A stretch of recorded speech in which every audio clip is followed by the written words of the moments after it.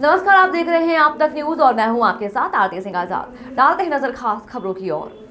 बसेड़ी थाना क्षेत्र के गांव मिर्जापुर में एक युवक का शव पेड़ पर लटका मिला। घटना की सूचना मिलते ही बसेड़ी पुलिस मौके पर पहुंची और शव को कब्जे में लेकर सीएससी की मोर्चरी में पहुंचाया, जहां मृतक के भाई धर्मपाल पुत्र गोपाल सिंह ठाकुर निवासी मिर्जापुर की तहरीर पर शव का पोस्टमार्टम कराकर शव परिजनों को सुपुर्द कर दिया। मृतक के भाई ने तहरीर में बताया कि उसका छोटा भाई घनश्याम सिंह उम्र 27 वर्ष शुक्रवार दोपहर करीब 1 बजे खेत की रखवाली करने गया था। जब वह स्वयं मौके पर पहुंचा तो उसका भाई फांसी लगाकर लटका हुआ मिला।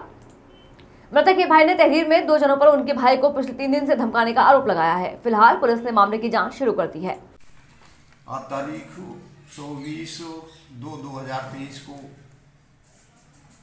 धर्मपाल रति ठाकुर निवासी मिर्जापुर ने एक रिपोर्ट मुझे टेलीफोन से बताया गया कि मेरे भाई ने जंगल में हमारे खेत के पास में फांसी से फंदे लगाकर मृत्यु कर ली, जिस पर मन सब इंस्पेक्टर रमेश चंद थाना बसेड़ी में जाब्ता के पहुंचा। लाश को हमारे जाने से पूर्व उतार करके और घर पर ले आए थे, जिस लाश को लेकर के मोर्चरी रूम सीएससी बसेड़ी में आई, जहां पर डॉक्टर साहब से लाश का बाद पोस्टमार्टम परिवारजनों को लाश सुपुर्द कर दी और उन्होंने दरख्वास्त पेश की, जिसकी जांच जारी है।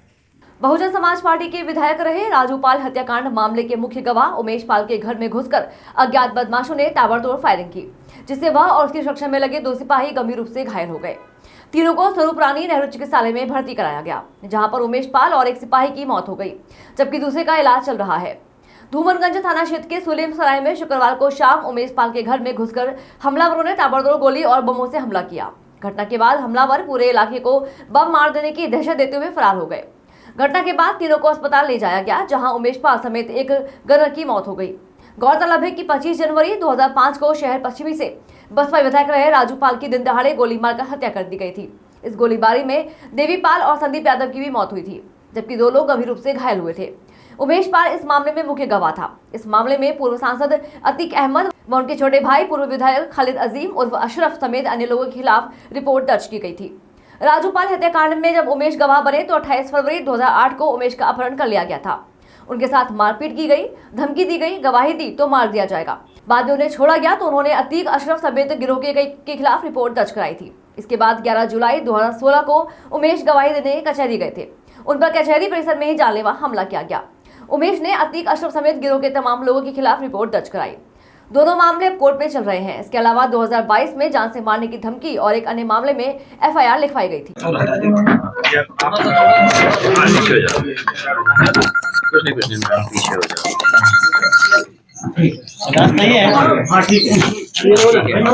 क्या पूरा घटनाक्रम है, किस तरीके से ये गनफाट की पूरी घटना हुई है, कितने लोग आए थे, अभी तक डेथ की जो खबर है कितने लोगों की डेथ हुई है इस पूरे घटनाक्रम में? ये मिस्टर भाई देख देंगे ये आज लगभग 5 से 5:30 बजे के बीच में ये सूचना मिली थी कि मिस्टर उमेश पाल, जो कि सुलेम सराय थाना धूमनगंज के रहने वाले हैं, इनके ऊपर हमला हुआ। कि जब अपने घर पे जैसे ही पहुंचे हैं तो इनके ऊपर कुछ लोगों ने हमला किया।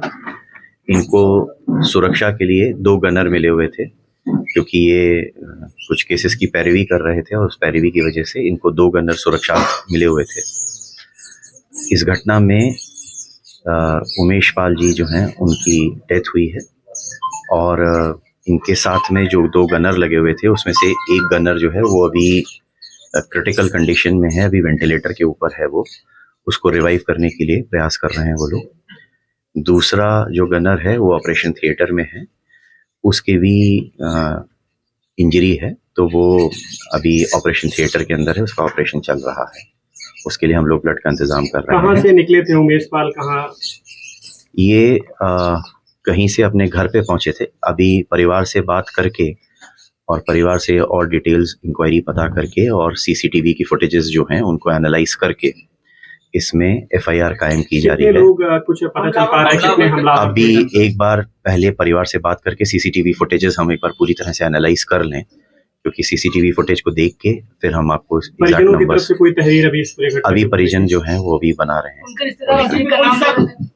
उनके परिवार वालों के संग अभी एफआईआर वो लोग दर्ज कर रहे हैं। तो अभी जब एफआईआर लिख लेते हैं तो वो लिख के तहरीर हमें देंगे तो आपको और फर्दर डिटेल उस बताएंगे। समय कितने लोग मौजूद थे? अभी मैं आपसे ये बात बताया कि अभी एग्जैक्टली इस समय कहना संभव नहीं है। सीसीटीवी फुटेज अभी वहाँ देख रहे हैं, क्योंकि अभी मैं हॉस्पिटल में ही हूँ। अभी मैं जाके वहाँ पे जानकारी सर क्या हमले के लिए एक शॉर्ट वेपन है और बम का इस्तेमाल किया गया है। सर घर के बाहर हुई है या घर के भीतर? घर के ठीक बाहर अटैक किया गया है, जिसमें इन्होंने जस्ट एंट्री की थी घर में। बाकी अभी हम परिवार से फुटेज ले रहे हैं, क्योंकि परिवार में ताला लगा हुआ था अभी, तो जस्ट अभी उनके लोग गए हैं पुलिस की टीम के साथ। फिलहाल इतना ही। खबरों का सिलसिला लगातार जारी है। बने रहें आप तक न्यूज के साथ। नमस्कार।